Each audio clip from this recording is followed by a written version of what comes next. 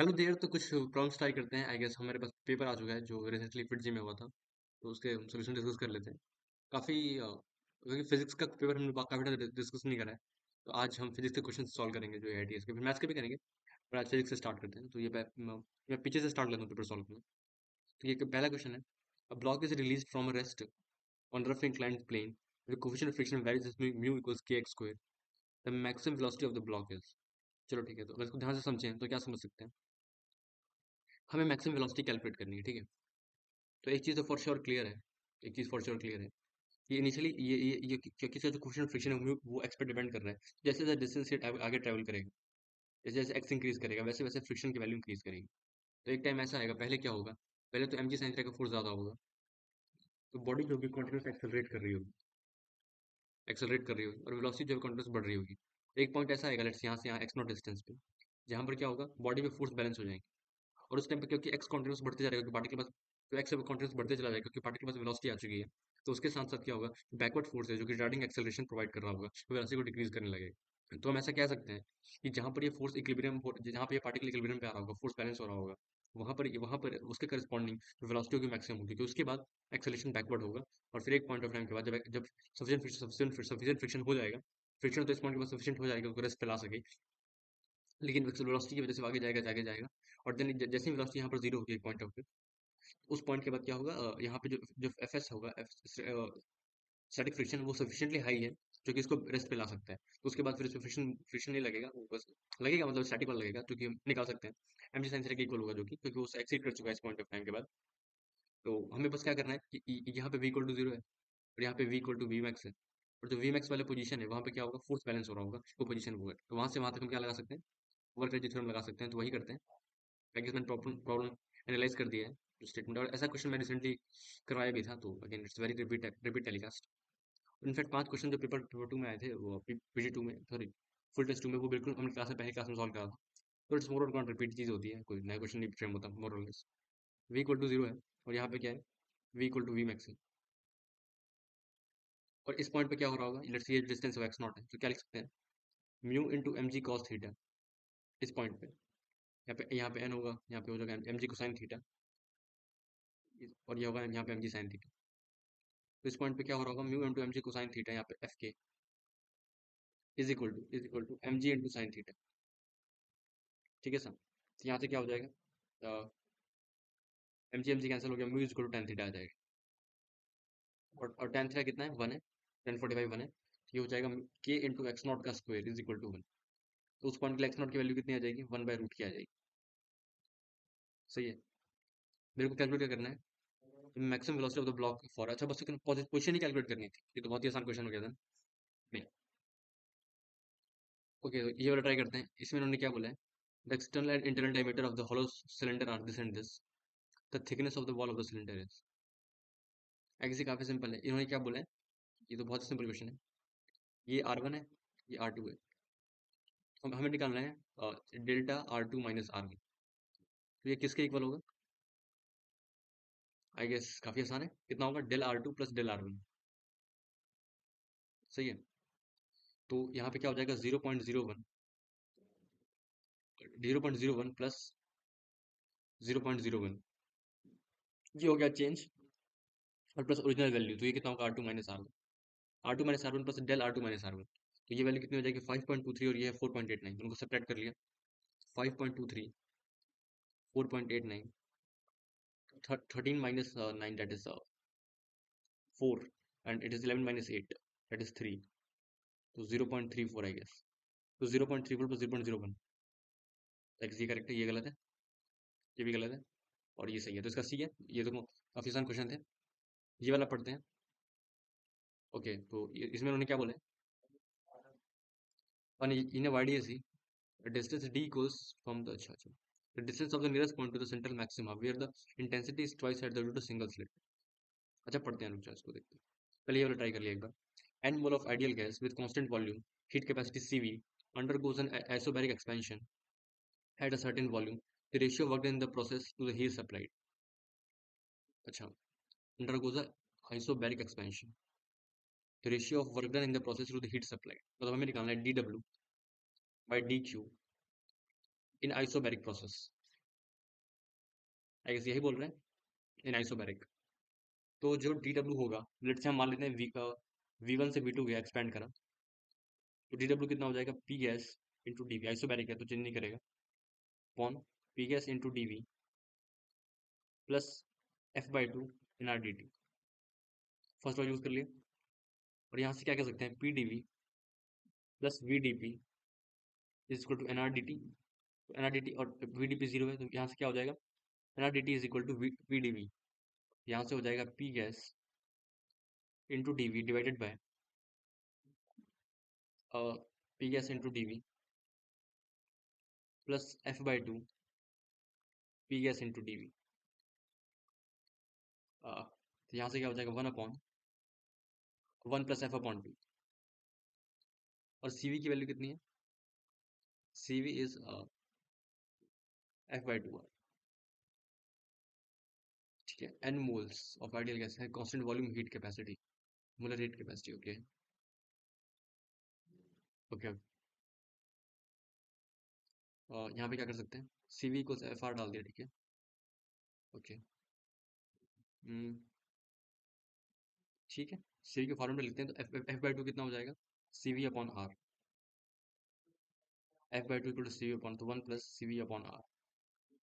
ये किसका लग रहा है, R plus R by R plus C V. Okay, तो ये किसके इक्वल आ रहा है, R by R plus C V. Okay,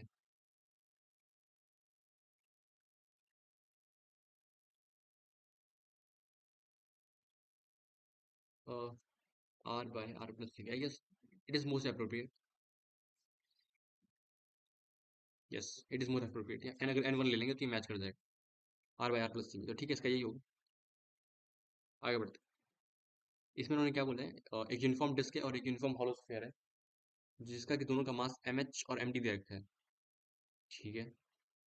और इन्होंने क्या बोला है कि दोनों को इंक्लाइन इंक्लाइन करके छोड़ा गया है और दोनों प्योर रोल कर रहे हैं without slipping such that their acceleration are same.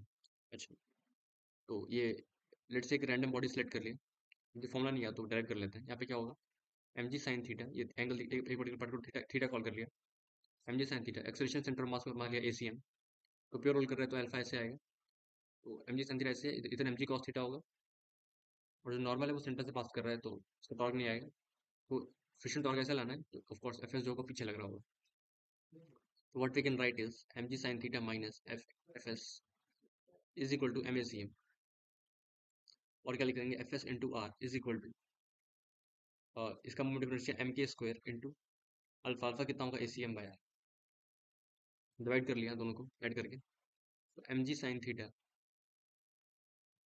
Is equal to M A C M plus M K square A C M by R square. यहाँ से हो जाएगा G sine theta divided by one plus K square by R square is equal to A C M. सही है, तो हम यहाँ से एक चीज दोनों का सेम दे रखा है, तो what we can write is G sine theta D upon one plus K square by R square. Okay, तो K square by R square, उसके लिए के वन कॉल कर लिया, उसके लिए के टू कॉल कर लिया, इज इक्वल टू, तो उनका रेडियस आएगा सेम दे रखा है हमें, ऑफ मास, अच्छा uniform disc mass M D, uniform hollow sphere. Okay, and okay, ठीक है, तो आगे इसको आर वन कॉल कर लिया, वो सेम आएगा, के वन बाय आर वन का रेशियो सेम आएगा इनफैक्ट, एक पर्टिकुलर बॉडी के corresponding, one plus K to, यहाँ पे जे साइन थीटा, और डिस्क के लिए हमने बोला है डी, और उसके लिए क्या बोलेंगे, डिस्क के लिए डी, इसके लिए एच है, तो G sine theta H upon one plus K two square by R square, R two square, जो डिस्क होगा उसके लिए क्या लिखेंगे, M R square by two होता है, तो M R square by two is equal to M K square, तो के स्क्वायर बाय स्क्वायर कितना आएगा, वन बाय टू, तो उसके लिए आएगा वन बाय टू, और ये कितना हॉलो स्फीयर, तो कितना, two by three M R square, तो ये इसकी वैल्यू कितनी हो जाएगी, टू बाई थ्री, तो ये हो जाएगा, ये कैंसिल कर दिया, sine theta D upon three upon two is equal to G sine theta H, तो वो कैंसिल कर दिया, तो sine theta H divided by five upon three, तो sine theta D upon sine theta H, ये कितना आ जाएगा, three by two upon five upon three, nine upon ten, तो I guess nine by ten हमारा आंसर है, जो कि सी है। ठीक है, आगे बढ़ते हैं, ये भी कर दिया। ये क्वेश्चन क्या बोल रहे हैं, two ends of semi circular rod, one distance 1 centimetre है, 2 सेंटीमीटर है, ठीक है। कांस्टेंट स्पीड v से मूव कर रहे हैं, तो maximum charge on the capacitor है। अच्छा अच्छा, इसको कैसे कर सकते हैं? सबसे पहले ये सर्किट अगर ध्यान से देखा तो अगर इसके क्रॉस जो पोटेंशियल डिफरेंस होगा इस वाले वायर के क्रॉस, वो इसके एंड पॉइंट्स के क्रॉस होगा। तो यहाँ पे थोड़ा सा लेट से हमने मान लिया, डिफरेंशियल ले लिया। यहाँ पे ये ई जो ई नेट होगा वो किसके इक्वल होगा? इंटीग्रल ऑफ डी ई के इक्वल होगा। और लेट से ये डिफरेंशियल वॉल्यूम, इसके पास वेलोसिटी है v, तो जो डिफरेंशियल पोटेंशियल होगा वो कितना होगा? D E is equal to v cross v dot D X. सही है। तो यहाँ से यहाँ तक ये डिस्टेंस एक्स है और ये जो है ये लेंथ डी एक्स है। तो v इंटू मैग्नीट्यूड कितनी होगी? Mu not I bye 2 pi x into D x. इसको इंटीग्रेट कर दिया कहाँ से कहाँ तक? 1 सेंटीमीटर टू 2 सेंटीमीटर। तो इस पॉइंट और इस पॉइंट का जो पोटेंशियल डिफरेंस क्रिएट हो जाएगा, जो आएगा वो निकल जाएगा। तो कितना आ रहा है? Mu not I V upon 2 pi L N two, this is equal to E. तो जो मैक्सिमम चार्ज होगा वो कितना होगा? तुम यहाँ पे एक बार केवीएल लगा सकते हो। तो मैक्सिमम मैक्सिमम चार्ज पे क्या होगा? आई इज इक्वल टू कितना होता है? D Q by D T. जब चार्ज मैक्सिमम होगा तो आई क्या हो जाएगा? जीरो हो जाएगा, क्योंकि डेरिवेटिव क्यू का जीरो आ जाएगा। उस टाइम पे जब चार्ज मैक्स होगा तो उस टाइम पे केवीएल लगा लिया, तो कितना हो जाएगा? Q max is equal to Q max, इधर से लगा लिया क्यू मैक्स माइनस, एक सेकंड रुकना, E minus I R minus Q by C is equal to zero. उस टाइम पे आई जीरो है, उस टाइम क्यू मैक्स कितना आ जाएगा? ई सी के इक्वल आ जाएगा। और ई कितना है? This value. और सी कितना है हमारे पास? 5 माइक्रोफैरड। तो आंसर कितना आ जाएगा? Mu not I V L N two divided by 2 pi into 5 microfarad, that is 5 × 10⁻⁶। तो I guess mu not by 4 pi दे रखा है, और आई इंटू वी की वैल्यू 1/L/2 है। ओके, आई इंटू वी कितना है? 1/L/2, तो ये पूरा 1 हो गया। म्यू नॉट बाई 4 पाई कितना? 10⁻⁷, तो ये कितना हो जाएगा? 2 × 10⁻⁷ इंटू 5 × 10⁻⁶। ठीक है, I guess I am fine. 10 × 10⁻⁻13, तो 10⁻12, ऑप्शन नंबर ए। ठीक है, आगे बढ़े। चलो, काफ़ी हैं क्वेश्चंस, काफ़ी लिए हैं मैंने, नहीं। चलो आगे, अब शुरू से स्टार्ट कर लेते हैं। इसमें उन्होंने क्या बोला है? Ball is projected from the ground making angle theta with the horizontal.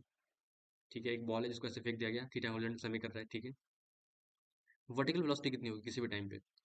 ये अगर यू है तो ये कितना होगा? You cosine theta. ये होगा यू साइन थीटा। तो किसी भी टाइम पे वर्टिकल वेलोसिटी कितनी होगी? You sine theta minus G T.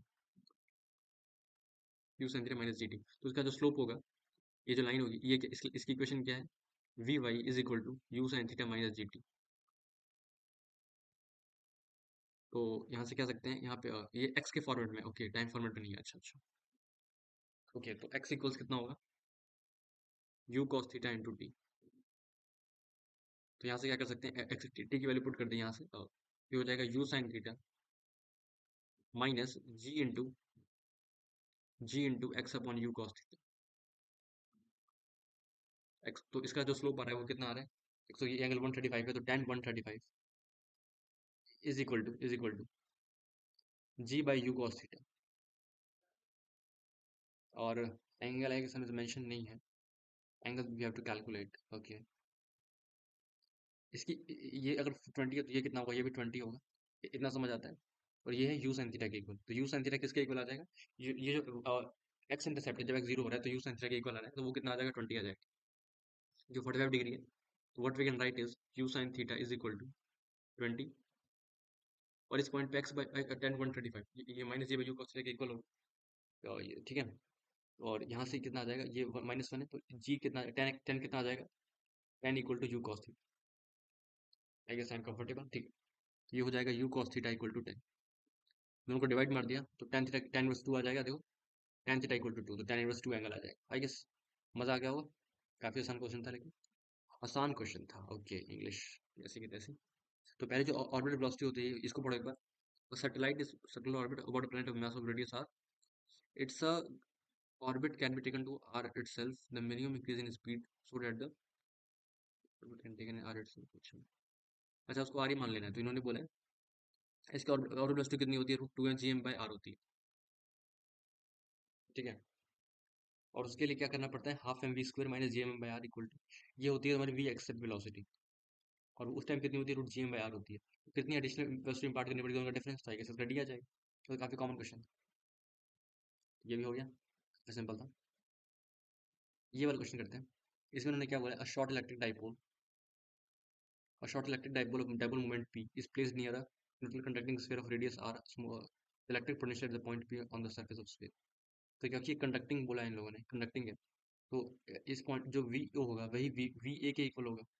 और V A is related tough, क्योंकि जो इंड्यूस चार्जेस होंगे नेगेटिव नेगेटिव, उसके उसकी वजह से तुम यहाँ पे चार्ज यहाँ पे नहीं लिख पाओगे, लेकिन जब तुम ओ देखोगे तो बिल्कुल सिमेट्रिकल डिस्ट्रीब्यूशन होगा, इधर लेट से माइनस क्यू इंड्यूस, इधर प्लस क्यू इंड्यूस होगा। तो इस पॉइंट पे निकलना आसान है। तो ये देखो, इस डायपोल को ब्रेक करने तो ये कितना हो जाएगा, पी कॉस 37, और ये हो जाएगा पी साइन 37। तो इस पॉइंट पोटेंशियल कितना हो जाएगा, K into P cos 37 upon ये distance, let call it X not. ये डिस्टेंस ये आ रहा है, तो यहाँ से हो जाएगा टेन 37। टेन 37 तो ठीक है, ये काम कर सकते हैं। इनफैक्ट हमने लगाया साइन 37, ये एंगल 90 है। Sine 37 is equal to R by X not, तो ये हो जाएगा 3/5। तो एक्स नॉट कितना आ जाएगा, 5r/3। तो के पी कॉस 37 अपॉन 5r/3 का स्क्वायर, ये इस पॉइंट का पोटेंशियल है। और प्लस क्यू, प्लस क्या हो जाएगा, प्लस के क्यू इंड्यूस माइनस के क्यू इंड्यूस, जो भी होगा यहाँ पे वो कैंसिल हो जाएगा। के क्यू इंड्यूस बाय आर और माइनस के क्यू इंड्यूस बाय आर, तब ये सही नहीं है guys, क्या कर सकते हैं। K into P into 4/5 divided by 25r² into 9, ऊपर चला गया 9, तो हो जाएगा 36 सॉरी 36 kp अपॉन 125r², 36 kp अपॉन 125r²। तो I guess option number C is correct. ठीक है, तो ये इसमें उन्होंने क्या बोला, two charge particle having same kinetic energy are allowed to pass through magnetic field front direction of motion. ठीक है, दो पार्टिकल हैं जिनका मास सॉरी सेम काइनेटिक एनर्जी, तो इसका मान लिया के, उसका मान लिया के, are allowed to pass through direction of motion, ratio of radii circular path ये दे रखा है 6:5। इसका चार्ज Q1 है, इसका चार्ज Q2।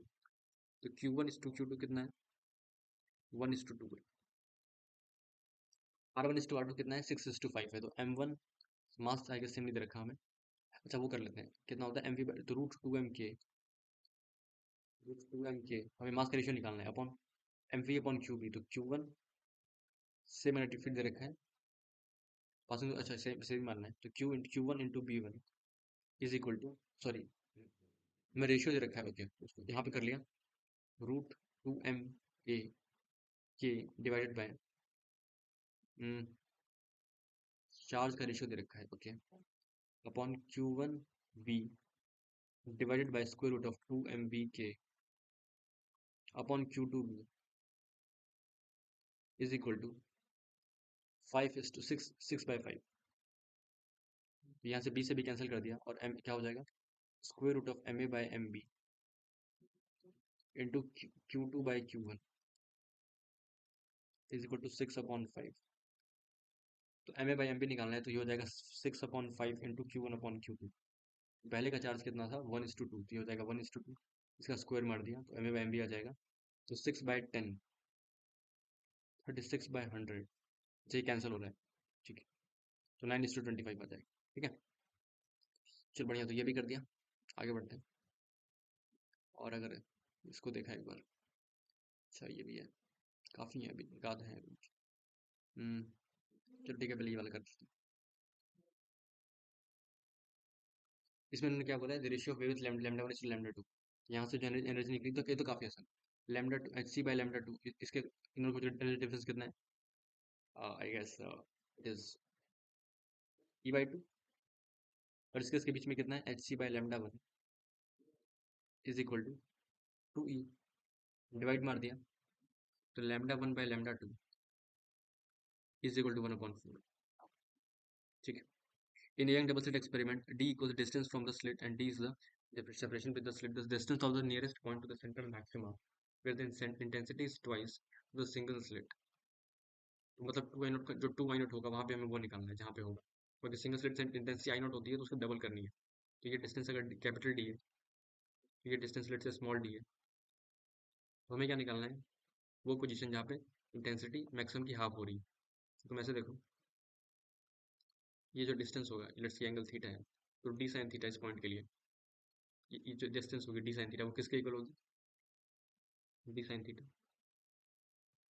इसमें डेंसिटी हो रही है वो हो रही है हाफ हो रही है, मैक्सिमम की हाफ हो रही है, तो 4 I0 cos square delta five by two is equal to 2 I0। यहाँ से डेल्टा फाइव कितना आ जाएगा? Delta five by two cos delta five by two is equal to 1/√2। तो डेल्टा फाइव बाई टू कितना आ जाएगा? पाई/4। तो डेल्टा फाइव कितना आ गया? पाई/2। तो D sine theta equal to two lambda आ गया। तो डेल्टा फाइव कितना आ गया हमारे पास? डेल्टा फाइव कितना होता है? 2 पाई/λ into delta X. Delta X, ठीक है, इज इक्वल टू पाई/4। एक सेकंड ना, पाई/2 sorry, I guess delta five इसके इक्वल था, तो यहाँ से पाई से पाई कैंसिल हो गया, डेल्टा एक्स कितना आ गया? λ/4 आ गया। और डेल्टा एक्स किसके इक्वल है? डी साइन थीटा के इक्वल है। तो यहाँ से क्या कर सकते हैं? D into sine theta, sine theta as it is छोड़ दिया, ठीक है।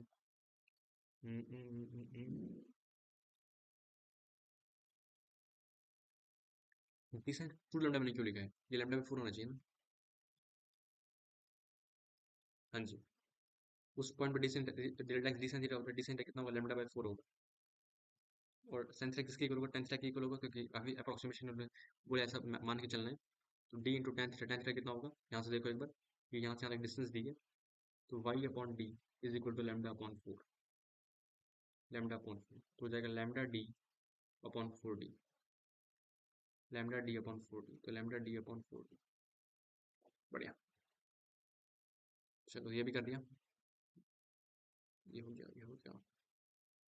ये पढ़ सकते हैं, the electric field through an area 2 meter square with very this and this. Okay, तो हमें वो निकालना है। तो इलेक्ट्रिक ये होता है epsilon not d by D T of phi, phi E is equal to I d, ये होता है। हमें निकालना है displacement current through the area is at t equal to 1। Greatest निकालना है, अच्छा अच्छा। ये जब d I by D t zero होगा, आई डी कितना होता है? ये होता है, अच्छा अच्छा। और ये जो होता है इलेक्ट्रिक फील्ड के फॉर्म में दे रखा है। ओके, तो अगर कैपेसिटर के पीरियड लेके चले तो कितना होता है? I D is equal to C D V by D T, ठीक है। कितना होता है? वी बाई डी के इक्वल होता है। I D is equal to क्या होता है? C into D by D T of E upon D. I D maximum हो रहा है, सेकंड डेरिवेटिव जीरो होगा प्रोबेबली। ओके, वो तो कांस्टेंट ही आएगा। एक second, the electric field through the area of 2 meter square with time as shown in the figure, the greatest displacement current through the area is. अच्छा, एक second,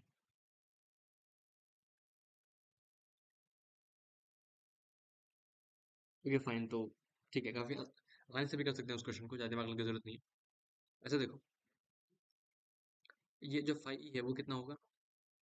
phi is equal to E into S, तो ये डाल दिया।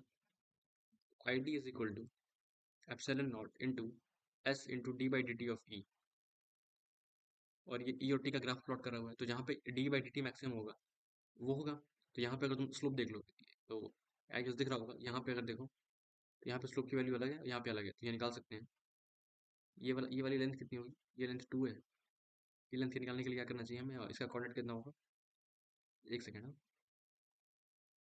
Maximum होगी कहाँ पे ये निकालना है। अच्छा, स्लोप देखना होगा बेसिकली, तो पहले इसका स्लोप देख लिया एक बार। वन पे तो डिफरेंशिएबल ही नहीं है पहली बात। 4 पे आएगा, वी शुड चेक। 4 पे देखते हैं, 4 इसके बीच में कहीं पे होगा, तो देन 8, 8 आई गेस यहाँ पे कहीं होगा। तो 4 और 8 में तो स्लोप सेम ही होगा। और 12 यहाँ पे कहीं होगा, क्योंकि पॉजिटिव भी है। अच्छा, और यहाँ पे निगेटिव है। Okay, I guess magnitude matter नहीं करना चाहिए, तो मेरे हिसाब से 12 हो जाएगा, अगर मैं मतलब सॉल्व ना करके देखूँ तो। ठीक है, हम निकाल लेते हैं कितना होगा, और वो भी निकाल सकते हैं इनफैक्ट। तो इसकी इक्वेशन कैसे कैलकुलेट कर सकते हैं? ये जो पॉइंट है ये 10 है, तो इसका कोऑर्डिनेट कितना होगा? x 10 है, y -1 है, ठीक है। तो ये जो एंगल आ रहा है ये कितना आ रहा है? नहीं, पूरा नहीं निकाल पाएंगे, अच्छा वो निकाल लेंगे, लेकिन ये जो पॉइंट है ये 2 है और ये 1 है। x 2 है, y 1 है। इसकी इक्वेशन लिखेंगे तो कितना होगा? y -1 upon x -2 is equal to 2/-8। यहाँ पे वाई को 0 डाल दिया, ये 0 डाल दिया तो कितना हो जाएगा, 8/2 is equal to 8/2 equal to x-2। तो यहाँ से हो जाएगा, ये 6 आ रहा है, यहाँ आ रहा है 6,0। तो ये लेंथ यहाँ से यहाँ तक 4 हो गई, ये लेंथ यहाँ से यहाँ तक 1 है, यहाँ से जो tan थीटा आ रहा है वो कितना आ रहा है, 1/2 आ रहा है। ठीक है, नहीं नहीं, आई गेस ये 1 है, ये 4, तो 1/4 आ रहा है, सॉरी 1/4 आ रहा है। तो ये वाला एंगल अगेन सेम होगा, तो 1/4 ही आएगा। तो इस पॉइंट पे 2 और 4 पे तो सेम ही होगा, और 1 पे तो डिफरेंशिएबल है। तो 12 पे देखें तो 12 पे कितना होगा, ये पॉइंट है और ये पॉइंट है 13,0, इसका स्लोप निकाला एक बार के लिए। तो ये लेंथ यहाँ से आती है, ये लेंथ 3 है, और ये अगर एंगल देखें हम तो ये वाला जो एंगल होगा ये कितना होगा, ये 1 है और ये 3 है, तो 1/3 है। तो इस पॉइंट पर फोर्स मैक्सिमम आ जाएगा 12 वाले पॉइंट पे। तो ये वाला सही हो जाएगा। ठीक है, आगे बढ़ते हैं और क्वेश्चन ट्राई करते हैं आई गेस, लेकिन अब नेक्स्ट क्लास में। ठीक है, चलो बढ़े, थैंक यू।